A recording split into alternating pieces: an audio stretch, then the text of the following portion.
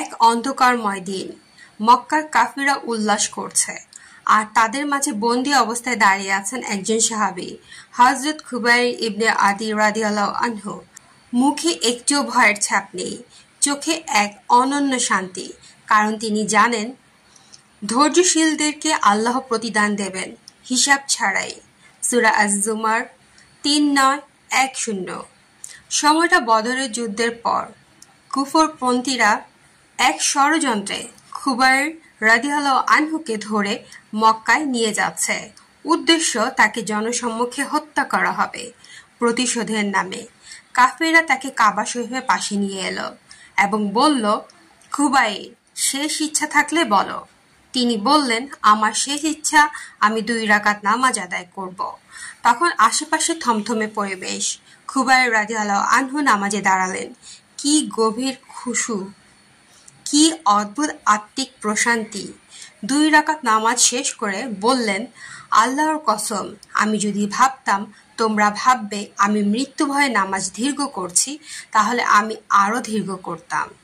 কাফিররা ক্ষেপে উঠল, তাকে ফাঁসির জন্য প্রস্তুত করল। কিন্তু সে সময়ও খুবাইর রাদিয়াল্লাহু আনহু এর মুখে ছিল, হে আল্লাহ, আমার সালাম পৌঁছে দাও রাসূলকে। ঠিক তখনই রাসূলুল্লাহ সাল্লাল্লাহু আলাইহি ওয়াসাল্লাম মদিনায় ছিলেন। হঠাৎ তিনি চেয়ে বললেন, ওয়ালাইকুম আসসালাম হে খুবাইর। সাহাবীগণ বিস্মিত হয়ে বললেন, ইয়া রাসূলুল্লাহ, আপনি কাকে সালাম দিলেন? তিনি বললেন, খুবাইর শহীদ হচ্ছেন, তিনি আমাকে সালাম পাঠালেন। কাফিররা তাকে নির্মমভাবে হত্যা করল, কিন্তু খুবাইর রাদিয়াল্লাহু আনহু হয়ে গেলেন ধৈর্যের এক অমর প্রতীক। ধৈর্য কঠিন, কিন্তু তার ফল জান্নাত। হযরত খুবাইর রাদিয়াল্লাহু আনহুর জীবনের এই অধ্যায় আমাদের শিখিয়ে দেয়, ধৈর্য কোনো দুর্বলতা নয়, বরং এটি হলো ঈমানদারদের সর্বশ্রেষ্ঠ শক্তি। তিনি জীবন হারিয়েছিলেন, কিন্তু হারাননি বিশ্বাস। কষ্ট পেয়েছেন, কিন্তু মুছে ফেলেননি রাসূলের ভালোবাসা, কারণ তিনি জানতেন আল্লাহ তার ধৈর্যশীল বান্দাদের প্রতিদান দেন হিসাব ছাড়াই। আজ আমাদের জীবনেও হয়তো অনেক কঠিন সময় আসবে, অসুস্থতা, কষ্ট, বঞ্চনা কিংবা অবিচার।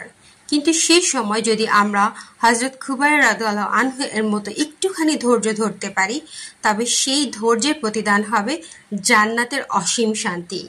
চলুন ধৈর্যকে আপন করে নিই, বিশ্বাস রেখে আল্লাহর প্রতিশ্রুতিতে, কারণ আল্লাহ কখনো তার বান্দাদের ধৈর্য বৃথা যেতে দেন না।